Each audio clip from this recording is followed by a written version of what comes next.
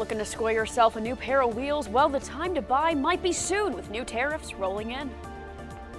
KSU students in Franklin Hall made a petition to bring back workdays after the school's enforcement of a university policy. Students at University of Cincinnati upset over new changes. More about what programs were cut and why students were protesting. All of these stories and more as Kent Stater TV starts right now. This is Kent Stater TV.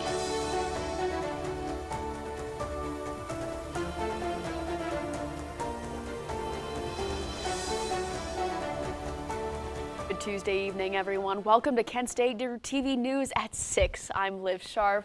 And I'm Lillian Drabick. Thank you for joining us tonight. We start tonight with a petition around Franklin Hall.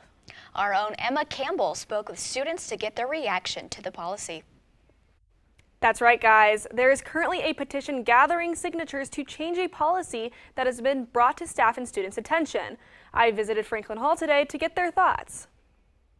A policy that requires attendance in classes for a certain amount of hours per week has sparked outrage among students who claim it is limiting their opportunities to have out-of-class work days, where they won't work on class projects outside of their designated lecture. I mean, it's a bummer. It definitely is. I can attest because, I don't know. You can get the same amount of work done anywhere as you can in class. In response to the policy, students have created a petition to bring back their workdays and loosen enforcement of the policy, which is causing some professors to get creative when it comes to planning their lessons. I feel very strongly that if students are paying for something, that they should get out of it what they should. But there's some academic freedom for professors to have some creativity in the way they do that. Now, although this policy has been the talk amongst classrooms, required courses to meet as scheduled is not a new policy, as the university has always wanted to be in compliance with federal and state laws regarding credit hour requirements. I think having that time outside of class, especially for those group projects, is very valuable, even if it's just like you're on your own. The petition has been up for over 2 weeks and has been shared across social media platforms. Creators of the petition are determined to have their voices heard and potentially adjust the policy for everyone, including students who have disabilities or commuters coming from a far distance. If you don't have anything planned and you just want students to work, there's no point in having them come out to class. I commute, so it's over 30 minutes for me, so it's that's. For more updates and stories like this, you can go to kentstater.com. For KSTV, I'm Emma Campbell. Thanks, Emma. This evening, Black United Students is hosting their Black History Month kickback. Located in Oscar Ritchie Hall, this event plans to host a space for relaxation, fun, and making connections with other students. Their goal is to celebrate the end of Black History Month with discussions about the history of Black culture and achievement. The event will take place from 8 p.m. to 10 p.m. Tomorrow is a school and group matinee for the Kent State School of Theater and Dance's production of The Wiz. The Wiz takes inspiration from The Wizard of Oz with a rock, pop, and soul soundtrack. They're still accepting registration for groups for tomorrow's matinee, and individual tickets are available for the rest of the run. The Wiz closes on March 2nd. Your first forecast on Kent Stater TV.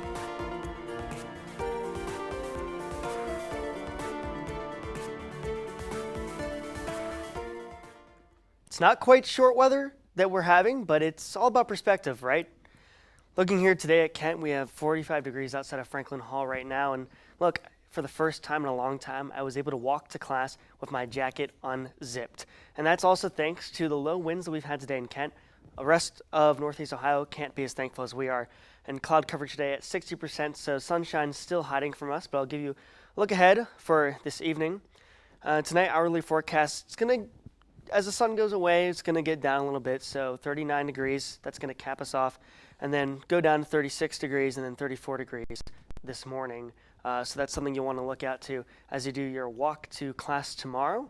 And tomorrow we'll have a low of 30 degrees with some afternoon showers, so make sure you grab an umbrella or wear a rain jacket, which you could do with the bit of warmer weather that we have tomorrow. It'll feel like 38 around noon.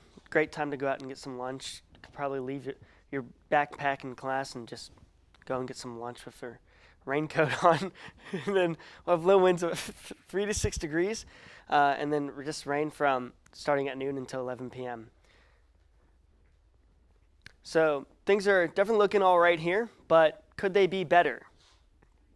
Find out what's next week's holds, and if we've still got beef with the most tropical part of our state, Cincinnati, when weather returns.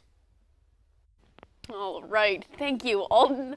If you have student loans, listen up because your repayment amounts could be increasing. House Republicans have proposed budget plans that could be voted on as soon as this evening. It's believed that payments could increase by up to $200 per payment. This is one of many GOP proposals aimed to save the U.S. billions by ending the Biden-era Saving on Valuable Education income-driven repayment plan. This morning, the new Ohio law banning transgender students from using the bathroom of their gender identity went into effect. Signed into law by Governor DeWine in November, the Protect All Students Act will require schools to separate bathrooms and locker rooms by gender.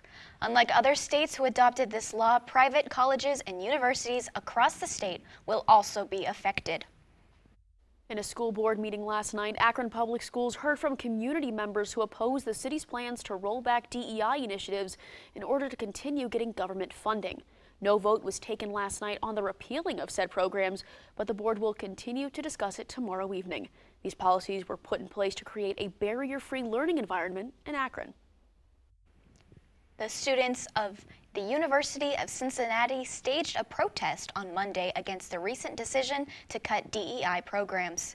The university was following along with the directive issued by the U.S. Department of Education to get rid of DEI policies in order to receive federal funding. This, combined with the effects of the Ohio ban on transgender bathrooms, is what led to enraged students on campus. The Miami of Ohio chapter of Sigma Alpha Epsilon has been suspended after a report of an alleged inhumane hazing experience. An anonymous member of another fraternity made the complaint, detailing hazing experience, saying that a pledge was forced to isolate himself from others and eat an entire can of chewing tobacco amongst other dangerous activities. The University of Miami confirmed the suspension of the fraternity and stated the incident was under investigation. Yet another incident occurred at an Ohio university yesterday with a misunderstanding leading to a lockdown at Muskingum University. A squabble between a couple over dinner was overheard by a staff member who contacted authorities after they believed there to be a violent situation involving a gun. The authorities arrived after the university set a shelter-in-place order and later determined there was no gun or weapon present. The University of Virginia canceled classes today after a shelter-in-place incident early in the morning. A suspect fled a traffic stop outside campus before later being apprehended. The shelter-in-place order was then lifted. The suspect has no known ties to UVA and made no threats to the campus. Classes are expected to resume tomorrow. The Ohio gubernatorial election is this year, and a member of DOJ just announced his decision to run. Learn who is campaigning and who the probable Republican nominee is. How has inflation affected consumer confidence, especially as prices continue to rise? These consumer stories and more. I felt accomplished after I got my diploma. Made me feel that I could take on whatever challenges life throws at you. Find free adult education classes near you at finishyourdiploma.org. When we adopt a shelter pet, we discover they're a unique mix of all kinds of things. There it is. He's gone with it. Leo! They're a little bit of a lot of things, but they're all pure love. In the time it takes to play a new album, you can get answers to deep questions like, were all those clubs in your 20s really such a bad thing? Hey, no judgment, but it's possible concerts weren't music to your ears. 1 in 4 people over 20 now have signs of noise-induced hearing loss. So let's see a hearing professional and get those ears checked. Answers are good. Your moves? Not bad.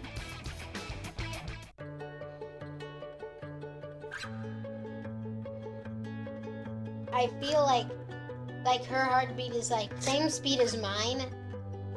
And I think we have this like deep connection, this heart connection in her heart, that there's room for me and mom. When I'm holding her, it makes me feel calmer. It's a sensory thing. It's a thing with Asperger's. She's really good with Anya.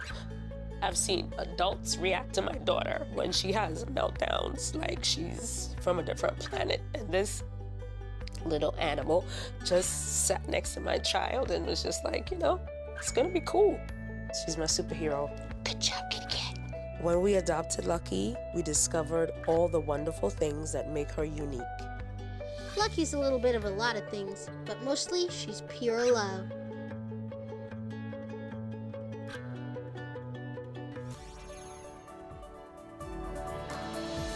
Tomorrow's news leaders. Today's top stories. From an award-winning student newsroom. This is Kent Stater TV. Your community. Your stories.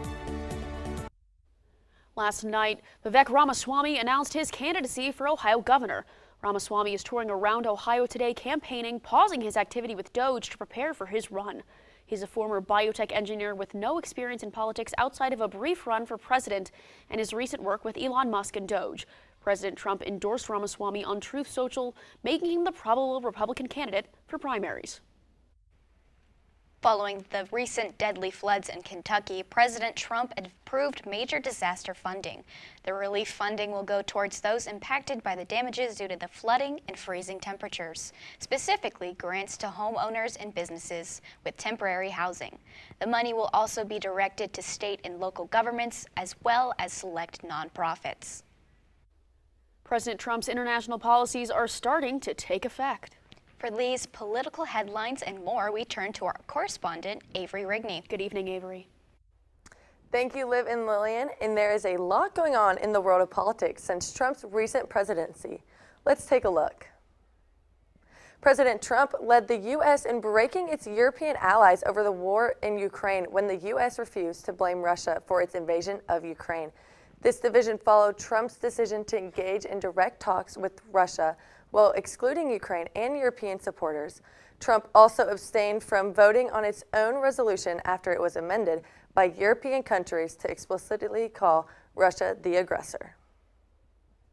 Ukrainian President Volodymyr Zelensky has been trying to maintain support from the U.S. as tensions grow with Russia. U.S. and Russia's talks aimed at ending the war in Ukraine, which happened without Ukraine's involvement. Political scientist Volodymyr Fisenko describes the situation as a severe crisis in their history, warning of a potential shift in U.S. alignment towards Russia. After Trump urged NATO countries to raise their spending to 5%, Prime Minister Keir Starmer of Britain announced plans to increase defense spending with a target of raising it from 2 to 3%. This move comes ahead of a visit to meet President Donald Trump in Washington. Starmer emphasized the importance of Britain's relationship with the U.S., calling it the country's most important bilateral alliance. Since 2021, the Leavenworth Detention Center has been vacant, but Core Civic proposes a plan for illegal immigrants or those near deportation, which provides flexibility with over 1,000 beds for detainees. Immigration attorney Michael Sharma Crawford criticizes and raises ethical concerns for Core Civic's plan. Core Civic responds claiming their services would address issues the government could not. That is all the political news I have for you. For Kent Stater TV, I am Avery Rigney. Keeping you informed and ahead of the storm, this is your KSTV weather.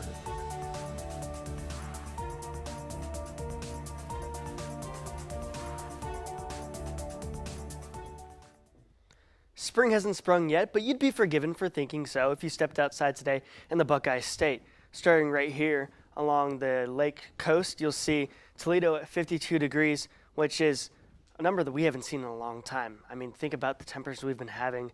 It's about 60, 70 degrees warmer than we've seen in Ohio since February.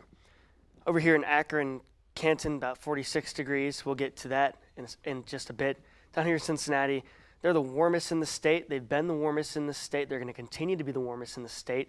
61 degrees. I mean, I don't know about you, but I would go out in a pair of shorts in that weather. Columbus, 54 degrees. They're looking for nice weather this weekend with their Stadium Series game. And then Athens at 59 degrees. And over here, for our out-of-state watchers, 48 degrees in Pittsburgh. Let's take a closer look in your neck of the woods. Again, on the lake shore, you notice that about 50 degrees in Sandusky, 48 in Cleveland, 48 in Ashtabula. You might look at those numbers and say, Alton, how does that differ from the rest of our region? They're going to have some pretty high winds coming off of that lake, so that wind chill is going to make it feel about 5 to 10 degrees colder, but you're not going to see that reflected on the map. Mansfield, 48 degrees, Worcester, 45 degrees, Akron-Canton, 46 degrees, Youngstown, 45 degrees, and then rounding about here in Kent, 45 degrees as well. But we'll take a look at your 7-day forecast. And you'll see we have about a nice week to look ahead to. 44 degrees on Wednesday, but 95% chance of rain. So make sure to grab an umbrella, wear a raincoat. Thursday, high 43, low 39, back for that freezing rain that we have really been enjoying this past few weeks. Friday, high 47, low 31. We get to see a little bit of the sun that day with 14% chance of rain. Over this weekend, it's never going to be warm on the weekend. We live in Ohio, so we're used to this. High of 36, low 16. Sunday, high of 26, low 14. And then on Monday, look at that, all caps, sunny, because it's going to be a nice day. The sun's going to be out. High of 39, low of 29. And then on Tuesday, high of 49, low of 43. Is this weather perfect? No. But in a winter full of record-breaking cold temps, it's welcomed relief. With consumer confidence decreasing, egg prices rising, and changes in the housing market, there are many updates in the economy this week. So let's get straight into it. After recent increases of inflation, many Americans are concerned about their economic health.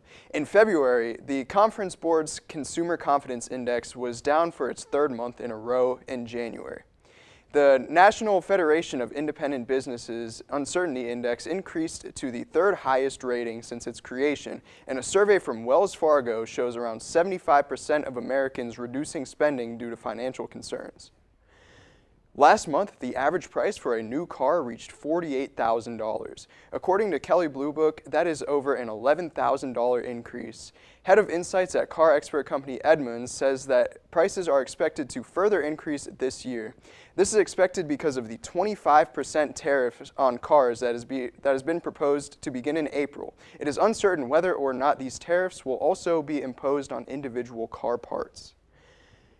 Amidst the recent outbreak of the bird flu, Denny's is adding a surcharge to its egg-based meals at some locations. The nationwide company released a statement saying that these surcharges will be implemented on a case-by-case basis and is due to the regional shortage on eggs. Major retailers in the U.S. have also taken action and are now restricting the amount of eggs that each consumer may purchase.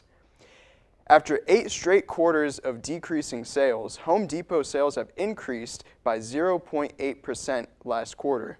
The company believes that these numbers should continue to increase throughout 2025, going up to 1% by the end of the year. Home Depot is the largest home improvement company in the U.S. and is considered to be an indicator of the housing market and economy. For more news on the economy, visit KentStaterTV.com. For KSTV, I'm Joseph Martin, and let's go to Evan for some sports. Thanks, Joseph. Well, two big stars, Shea Gilgeous-Alexander and Anthony Edwards, faced off in a thriller in Oklahoma City. We'll tell you who won the matchup after the break. Illicit fentanyl is the deadliest drug threat that our nation has ever experienced. We lost Leo when he was only 19, killed by fentanyl he didn't even know he was taking. He was my heart, my son. My grandson. I wish you could have met him. Such a beautiful young man. Kind, smart, funny, sweet, a great kid. Go to ladrfoundation.org to join us in the fight against fentanyl. Thank you. The FDA asks questions like, is this drug safe? Does it work the way it should? Is it high quality? Do its benefits outweigh its known risks? Find the answers at fda.gov/drugs. Hey, did you know that 2.4 million loving cats and dogs in shelters and rescues need our help to find a home? Go to theshelterpetproject.org and search your local shelters and rescues. Go for a cuddle with your next best friend. Adopt.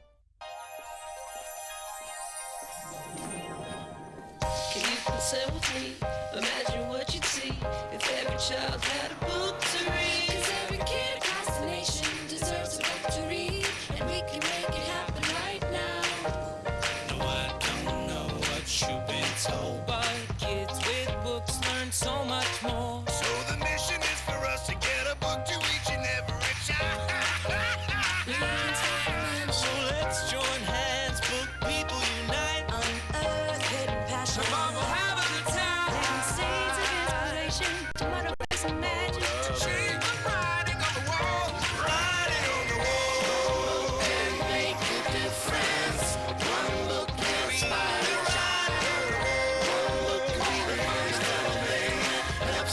change your life. Read to a child today and spark a lifetime of ambition. This is your Kent Stater TV Sports Report.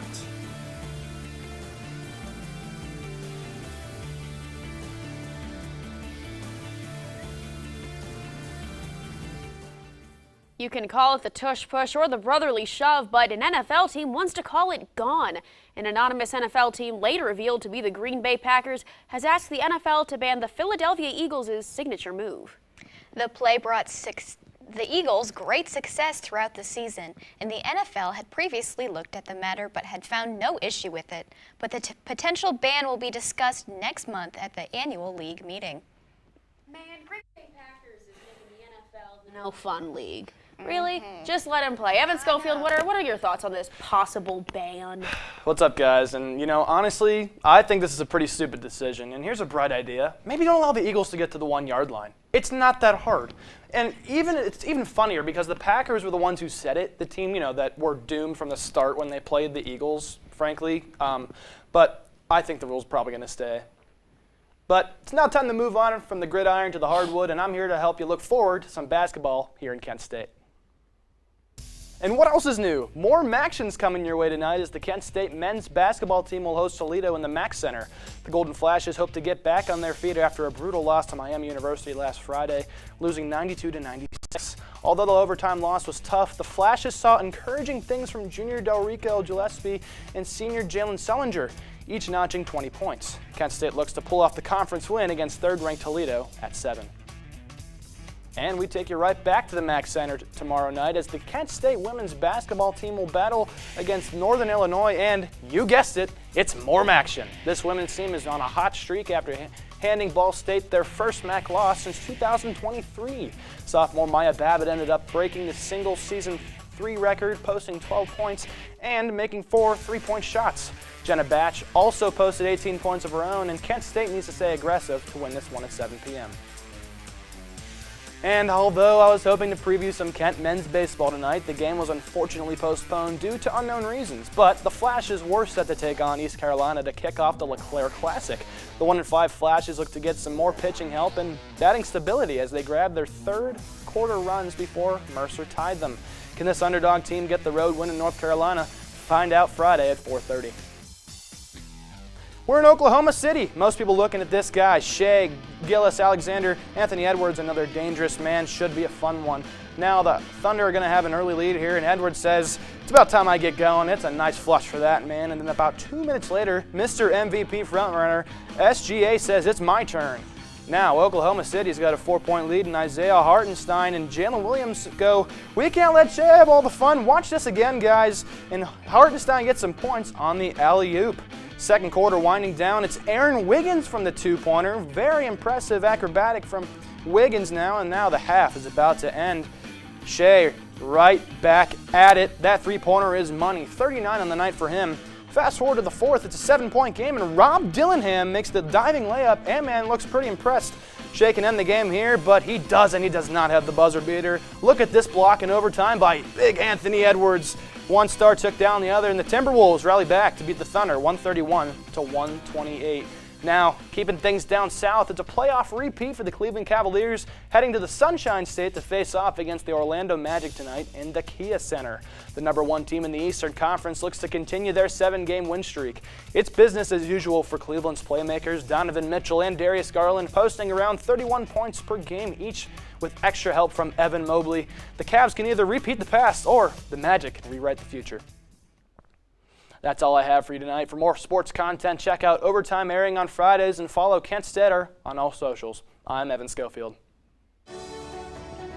Thanks, Evan. New in music, Canadian rapper Drake released his latest album. Learn about the songs on the album and his response to his legendary feud with Kendrick Lamar. You may know the FDA is responsible for approving new drugs and making sure those drugs are safe, high quality, and work the way they're supposed to.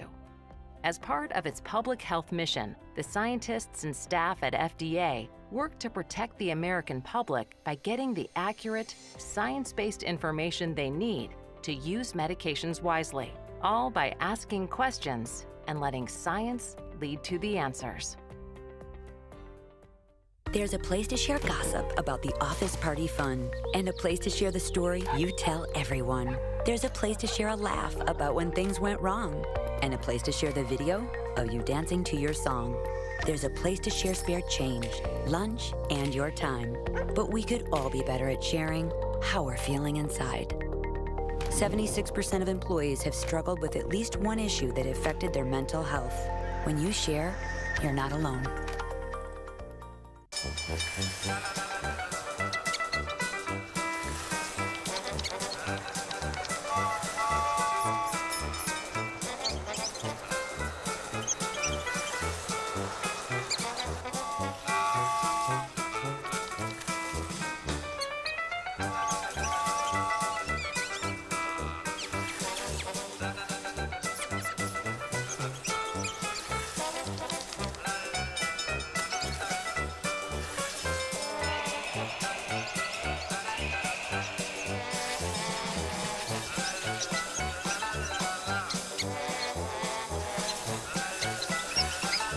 Kids will spend 15 minutes watching online videos like this one. Brushing for 2 minutes now can save your child from severe tooth pain later. 2 minutes, twice a day. They have the time. Well, Drake has finally responded after Kendrick Lamar's legendary halftime show, and it's not what you would expect. He dropped an album called Sexy Songs for You, and it debuted at #1 on the Billboard Top 200. Now, he does mention his feud with Kendrick on the song titled Gimme a Hug, but the 21-track collaboration with singer Party Next Door leans more towards his R&B roots. The second installation of Firefest is set to take place in Mexico the end of May into June. Billy McFarland, the mastermind behind the event, was arrested before the first Firefest back in 2017 and charged with fraud. This event is boasted to include beachside performances, though it has not yet been revealed who is performing. Last Firefest, Blink-182 was one of the bands booked, but they backed out at the last minute. That's all the time we have for tonight. Thank you for joining us. For these more, check out KentStater.com and our socials at Kent Stater. For KSTV, I'm Lillian Dravick. And I'm Liv Sharp. Have a great night, Portage County.